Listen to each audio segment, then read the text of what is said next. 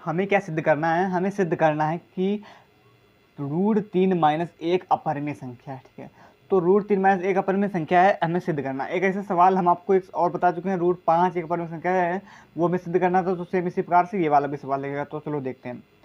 तो इसके लिए हम क्या करते हैं, हम कभी भी ऐसा हमें कहे कि कोई चीज़ सिद्ध करना है कि √3 √5 कोई भी संख्या हो, तो इसके लिए हम हमेशा विपरीत मानते हैं। ठीक है, उल्टा।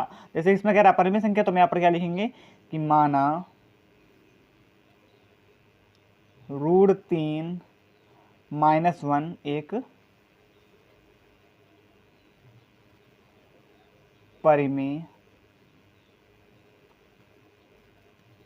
संख्या है। ठीक है, कौन संख्या है, परिमेय संख्या है। ये लिख लिया। अब जब परिमेय संख्या है तो हम इसे कैसे लिख सकते हैं, p/q के रूप में लिख सकते हैं आराम से। तो हम इसे क्या लिखेंगे, √3 - 1 को p/q के रूप में, क्योंकि परिमेय संख्या यही तो होती है जिसे हम p/q के रूप में लिख सकें। और चाहे तो और आप लिख सकते हैं। और क्या होता है कि q is not equal to क्या होना चाहिए, 0 के नहीं होना, जो q है वो 0 के बराबर नहीं होना चाहिए। अगर 0 हो जाएगा तो फिर वो क्या हो जाएगा, इन्फिनाइट हो जाएगा। ठीक, अनंत। तो फिर वो फिर परिमेय संख्या नहीं होगी। और क्या, p और q सहअभाज्य होना चाहिए। ठीक है, सहअभाज्य। सहअभाज्य हम बता चुके हैं आपको जब हमने √5 को एक परिमेय संख्या सिद्ध कराया था। ठीक है, हर सवाल में आपके सेम इसी प्रकार से लगेंगे, सेम रिपीटेड होंगी। ठीक है, तो अब हम क्या लिखेंगे यहाँ पर कि दोनों पक्षों का वर्ग करने पर। अब जब दोनों पक्षों का वर्ग करेंगे तो हमें क्या मिलेगा, √3 - 1 का स्क्वायर बराबर p का स्क्वायर और बट्टे में q का स्क्वायर, यही तो मिलेगा। अब देखो यहाँ पर क्या बनना हमारा, √3 - 1 का स्क्वायर मतलब क्या बन गया, आशा करेंगे अब आपको साफ समझ में आ रहा होगा। ठीक, अब हमने क्या बताया आपको। अब देखो ये किस प्रकार से लिखा, √3 - 1 का स्क्वायर। अब आपको सूत्र पता होगा, a - b का स्क्वायर, सेम उसी प्रकार से लिखा ना। तो उसको तोड़ लो। a - b का स्क्वायर का सूत्र क्या होता है, a स्क्वायर, ठीक है, प्लस में b स्क्वायर माइनस का 2ab, यही तो होता है। तो इसी चीज़ को यहाँ पर हम लगाएंगे, क्या करेंगे, तो a स्क्वायर मतलब √3 का स्क्वायर प्लस में, ठीक है, अभी होता है यहाँ पर माइनस, लेकिन प्लस हो जाता है क्योंकि माइनस माइनस यहाँ पर क्या हो जाएगा, प्लस का हो जाएगा स्क्वायर। और फिर उसके बाद तो इसलिए हम डायरेक्ट ये लिखेंगे माइनस का 2ab, मतलब माइनस का 2ab मतलब 2 इंटू ए की जगह क्या है √3 इंटू और बी की जगह क्या है 1, 2ab बराबर में p स्क्वायर बटे q स्क्वायर।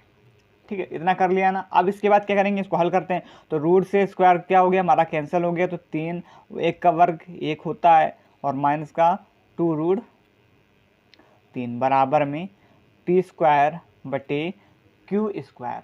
अब इसके बाद 3 और 1 क्या हो गया, 4 हो गया। 3 और 1 4 हो जाएगा। तो इसको डायरेक्ट हम क्या करेंगे, 2√3 p स्क्वायर बटे q स्क्वायर। अब ये 3 1 4 यहाँ पर 4 हुआ था, प्लस का था, इधर आएगा तो इसका हो जाएगा माइनस का 4 हो जाएगा। ठीक है, क्योंकि इसको अलग अलग जो संख्या है अंक अलग अलग वैसे। और फिर इसके बाद क्या करें, -2√3 बराबर लासा ले लेते हैं इसका।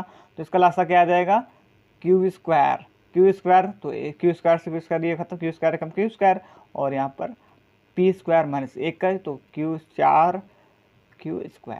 ठीक है, 4q स्क्वायर हो गया। अब ये हो गया। तो अब यहाँ से आप देखो, ये एक परिमेय संख्या,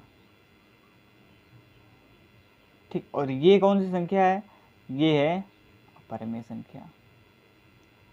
ठीक है, समझ लीजिएगा, अब समझा रहे हैं आपको। ये अपरिमेय संख्या और ये क्या है, हमारी परिमेय संख्या है। अब जो माइनस का जो 2√3 है वो एक क्या है, अपरिमेय संख्या है, और ये एक परिमेय संख्या है।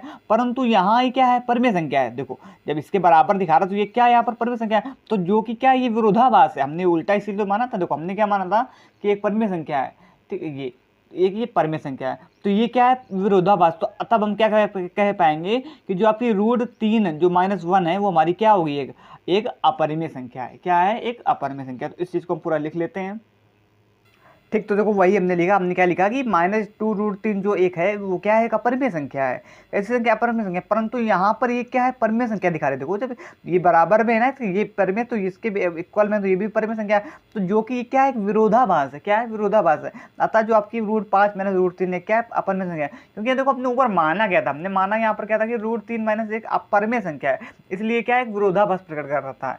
तो ये हमारी क्या हो जाएगी, एक अपरिमेय संख्या हो गया। तो ये हमारा क्या हो गया, सिद्ध हो गया। सारे सवाल इसी अकॉर्डिंग लगेंगे। स्टेप भी याद कर सकते हैं। स्टेप में पहले क्या होता है कि पहले आपको उल्टा मानना, आपको क्या मानना है कि रूट जो कोई भी संख्या हम कहते हैं तो उसमें क्या है, वो एक अपरिमेय संख्या, सॉरी पर अगर ऐसा सवाल आता है तो उसमें क्या करना है सबसे पहले स्टेप में कि वो एक परिमेय संख्या है। फिर आपको क्या करना है, उसको P/Q, जब परिमेय संख्या हमने दिखाई तो उसे हमें P/Q के रूप में भी दिखाना होगा। तो P/Q के रूप में दिखाने के बाद फिर क्या करना है, आपको दोनों पक्षों का वर्ग करना है। दोनों पक्षों का वर्ग करने के बाद उसको सॉल्व कर लेना है, और जब सॉल्व कर लोगे तो एक बट्टे में हमारा उधर बन जाएगा, उधर कुछ रूट में बन जाएगा।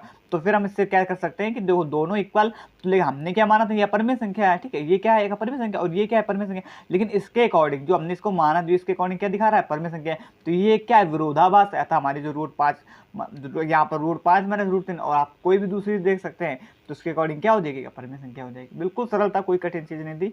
तो ये हमारा 1.2 का पहला नंबर सवाल है, वो हमने जो किया क्लियर कर लिया। ठीक, अब जो और सवाल है वो हम कल देखेंगे। तो आज के लिए इतना ही। धन्यवाद। जय हिंद।